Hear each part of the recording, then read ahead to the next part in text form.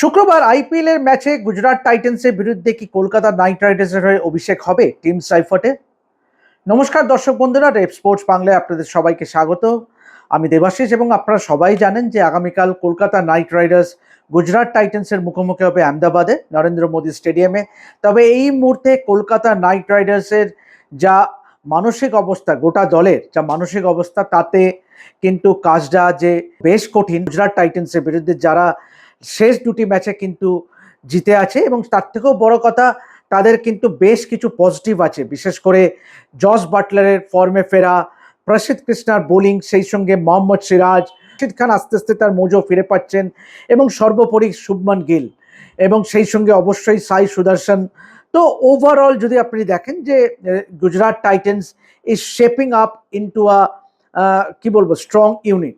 এবং সেই দিক থেকে অপর দিকে যদি আপনি কেকেআর দেখেন, কেকেআর কিন্তু অবশ্যই দল নির্বাচন থেকে আরম্ভ করে কে রাহানের অধিনায়কত্ব, বিশেষ করে স্ট্র্যাটেজিক ব্লান্ডার, এইসব তো আছেই।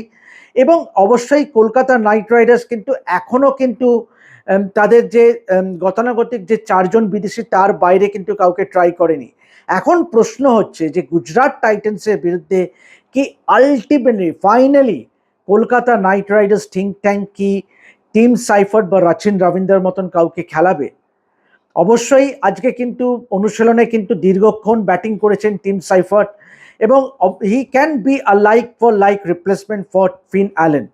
তার সদস্য ফিন অ্যালেনের লাইক ফর লাইক রিপ্লেসমেন্ট হতে পারে টিম সাইফটের। এবং ফিন অ্যালেন আপনারা জানেন যে 5টি ম্যাচে 81 রান করেছে ঠিকই, অবশ্যই একটা স্ট্যাগারিং স্ট্রাইক রেট অফ 192, কিন্তু অবশ্যই দল তার থেকে যেটা চাইছে যে অনেক বড় রান, সেটা কিন্তু দিতে ব্যর্থ হয়েছে। বিশেষ করে শেষ 3টি ম্যাচে তো একেবারেই শোচনীয়ভাবে ব্যর্থ এই কিউই ব্যাটার, যেখানে তার রান 6, 9 এবং 1। যদিও সূচনাটা খুব ভালো করেছিল এগেন্স্ট মুম্বাই ইন্ডিয়ান্স, যেখানে তিনি 37 রান করেছিলেন। অবশ্যই against Sunrisers Hyderabad he scored the 28 runs of 5 বলস, কিন্তু তারপরে শুধুই তার গ্রাফ নিম্নমুখী। এবং সেই কারণেই কিন্তু আশা করা হচ্ছে যে হয়তো টিম সাইফটকে খেলানো হতে পারে for the match against Gujarat Titans আগামীকাল। এমনকি রাচিন রবীন্দ্রর ক্ষেত্রেও কিন্তু উড়িয়ে দেওয়া যায় না। রাচিন রবীন্দ্র বা টিম সাইফটের মতন কোনো একজনকে কিন্তু সুযোগ দেওয়া হতে পারে আগামীকালের ম্যাচে। অবশ্যই বোলিং নিয়ে কিন্তু একটা চিন্তা থাকবেই। বিশেষ করে বৈভব অরোরা একেবারেই কিন্তু আশানুরূপ প্রদর্শন করছে না। গতবারে কিন্তু he was one of the top wicket takers for Knight Riders, সর্বোচ্চ উইকেট শিকারী ছিলেন, কিন্তু এবারে হি ইজ আ পেল শ্যাডো অফ হিমসেলফ। সেই সঙ্গে বরুণ চক্রবর্তীর ফর্মও কিন্তু একদমই তলানিতে। Obviously the saving grace is Sunil Narine, শেষ দুটি ম্যাচে যেভাবে বোলিং করেছেন। কার্তিক ত্যাগী হি লুকস প্রমিসিং, কিন্তু ক্যামেরন গ্রিন অবশ্যই আগের ম্যাচেই কিন্তু দ্বিতীয় ওভারে যেভাবে তাকে বিপক্ষ ব্যাটাররা খেলেছে, তো obviously lot of problems for Kolkata Knight Riders. কিন্তু এখন ব্যাপার হচ্ছে যে সব কিছু ফেলে রেখে কিন্তু কলকাতা নাইট রাইডার্সকে কিন্তু যদি ভালো করতে হয়, এই ম্যাচটা থেকেই কিন্তু ঘুরে দাঁড়াতে হবে, কেননা Gujarat Titans definitely is a strong opponent. আর হ্যাঁ, যখন বোলিং নিয়ে যখন এমনই সমস্যা, তখন মাথিসা পাতিরানা এলে হয়তো কিছুটা সুরাহা হতো, কিন্তু এক্ষেত্রেও কিন্তু কলকাতা নাইট রাইডার্স ম্যানেজমেন্টকেই কিন্তু দায়ী করতে হয়। যদিও এক্ষেত্রে কিন্তু শ্রীলঙ্কান গভর্নমেন্টেও সমানভাবে দায়ী, কেননা লজিস্টিক্যাল কিছু চ্যালেঞ্জেস আছে মাথিসা পাতিরানার উড়ে আসার ক্ষেত্রে ভারতে।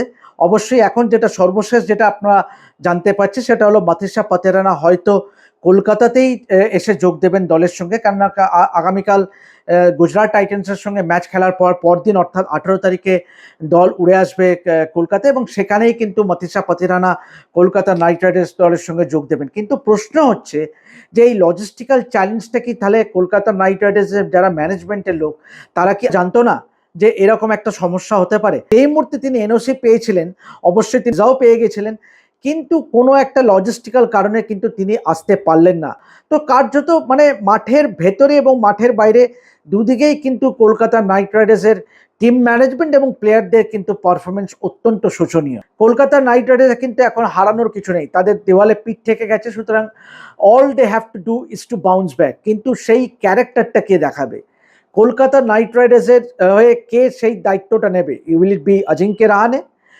অবশ্যই যতই তিনি সর্বোচ্চ রান করুক না কেন এই মরশুমে, but still he has failed to live up to the expectation. Modern T20 ক্রিকেটে কিন্তু Ajinkya Rahane is kind of a misfit. অবশ্যই রিঙ্কু সিং, রমনদীপ সিং এর ফর্ম হারানো, it's a major concern for Kolkata Knight Riders. সুতরাং কলকাতা নাইট রাইডার্সের থিঙ্ক ট্যাঙ্ক বা টিম ম্যানেজমেন্টকে ঠিক করতে হবে what would be the ideal playing combination, এবং সেই চারজন বিদেশি কারা হবে, who they believe can win the matches for them. চ্যালেঞ্জটা থাকবে অভিষেক নায়ারের উপরে, কেননা বিস্তর সমালোচনা হয়েছে অভিষেক নায়ারের স্ট্র্যাটেজি নিয়ে, অজিঙ্ক্য রাহানের স্ট্র্যাটেজি নিয়ে। এখন তাদেরকেই কিন্তু স্ট্র্যাটেজাইজ করতে হবে so as to bounce back. এবং 5টা ম্যাচ হয়ে গেছে, আর 1-2 ম্যাচ হারা মানেই কিন্তু the campaign is almost over for Kolkata Knight Riders. কেননা সেটা কি তারা হতে দিতে চাইবেন? কেননা 3বারের চ্যাম্পিয়ন কলকাতা নাইট রাইডার্স, অবশ্যই তারা ঘুরে দাঁড়াতে পারবে কিনা সেটাই দেখার আগামীকালের ম্যাচে। তো এভাবেই দেখতে থাকুন রেড স্পোর্টস বাংলা, এবং যাবতীয় আইপিএল ঘিরে যাবতীয় আপডেটের জন্য চোখ রাখুন আমাদের এই চ্যানেলে। আমি দেবাশিস আপাতত সাইন অফ করছি, দেখা হবে নতুন ভিডিওতে।